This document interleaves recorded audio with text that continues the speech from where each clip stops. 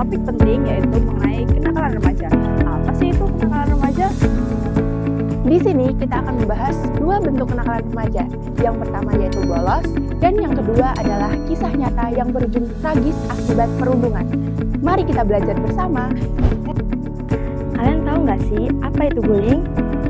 Bullying atau perundungan adalah perilaku kekerasan yang dilakukan oleh seseorang atau sekelompok orang lain guna menyakiti, mengintimidasi seseorang dengan sengaja. Ada 4 jenis bullying yang perlu kalian ketahui.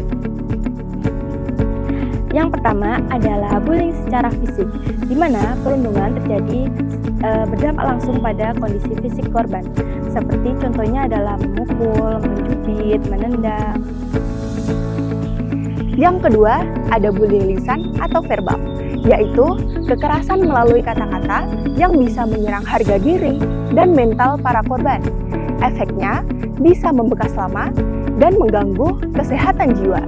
Contohnya yaitu menghina, mengejek, mengolok-olok, dan melontarkan kata-kata yang menyakitkan kepada korban. Yang ketiga yaitu bullying sosial atau bullying secara terselubung. Jenis bullying ini samar dan sulit untuk dideteksi, di mana tujuan dari bullying sosial ini sendiri yaitu untuk menghancurkan reputasi dari seseorang. Misalnya dengan menyebarkan rumor atau gosip, mempermalukan lewat lelucon, kemudian memberikan tatapan sinis yang mengintimidasi, serta menghasut orang lain untuk membenci korban.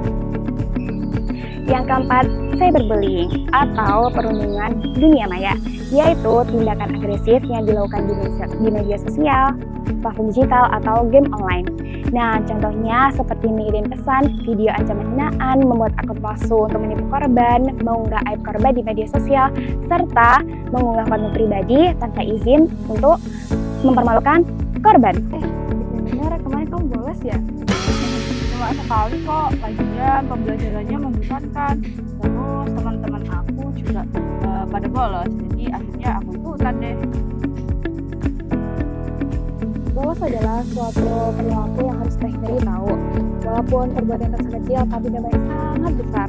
Selain itu, ada satu pasal yang lebih besar yang perlu kita ketahui, seperti perundungan yang berakhir dengan penghilangan nyawa.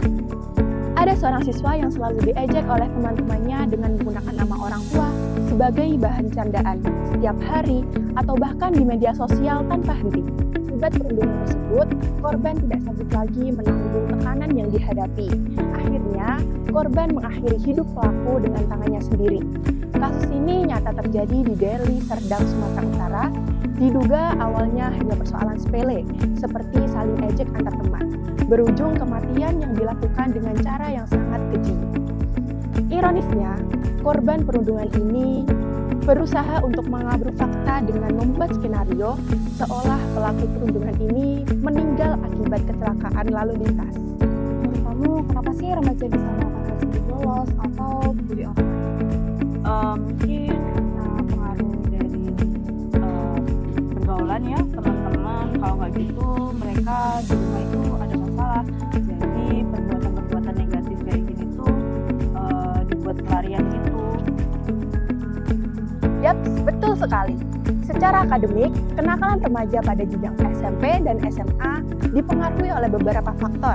Yang pertama yaitu faktor lingkungan, yang kedua kurangnya regulasi emosi, yang ketiga pengaruh media sosial dengan konten negatif, dan yang keempat kurangnya wawasan orang tua dan pihak sekolah. Apalagi anak sekarang sering menggunakan nama panggilan ayahnya untuk lelucon. Nah, dalam peristiwa ini kemungkinan besar pelaku tidak sadar betapa besarnya dampak dari kata-kata yang mereka ucapkan. Mereka hanya menganggap ini sebagai lelucon, padahal aslinya hal ini dapat menyerang identitas dan harga diri korban. Lalu apa akibat dari kenakalan remaja ini? Dampaknya tidak main-main loh, apalagi untuk diri sendiri, keluarga, dan juga masyarakat. Bolos, dijadikan wanita jelek hingga tidak naik kelas. Dan bullying yang menciptakan luka fisik maupun psikis, bahkan saya penghilang nyawa. Dampak dari kenakalan remaja ini meliputi gangguan prestasi akademik, hilangnya kepercayaan keluarga, konflik hukum, dan yang paling parah dalam kasus perundungan adalah kehilangan nyawa. baik korban maupun pelaku akan menanggung beban seumur hidup mereka. Yang pertama, mengetahui. Kita perlu tahu apa itu kenakalan remaja, apa bentuk-bentuknya, dan apa saja tanda-tandanya. Bolos, perundungan verbal, fisik, maupun digital, itu semua adalah bentuk kenakalan remaja yang perlu kita ketahui sejak dini. Jika kalian lihat teman yang mulai menunjukkan tanda-tanda tersebut, itu adalah sinyal bagi kita untuk peduli. Yang kedua yaitu mencegah. Pencegahan dapat dimulai dari diri kita sendiri. Pilih pergaulan yang positif, berbuat komunikasi dengan orang tua dan guru, serta mengikuti kegiatan ekstrakurikuler yang ada di sekolah untuk membangun karakter diri kita. Dan yang paling penting adalah jangan ikut-ikutan hanya karena takut tidak diterima. Berani bilang tidak itu adalah salah satu tanda kedewasaan loh. Yang ketiga, mengobati.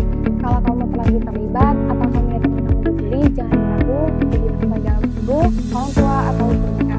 Kalau kamu sendiri yang dibully, jangan ragu untuk bercerita kepada orang dewasa ataupun teman, karena kamu tidak harus menangis sendiri loh.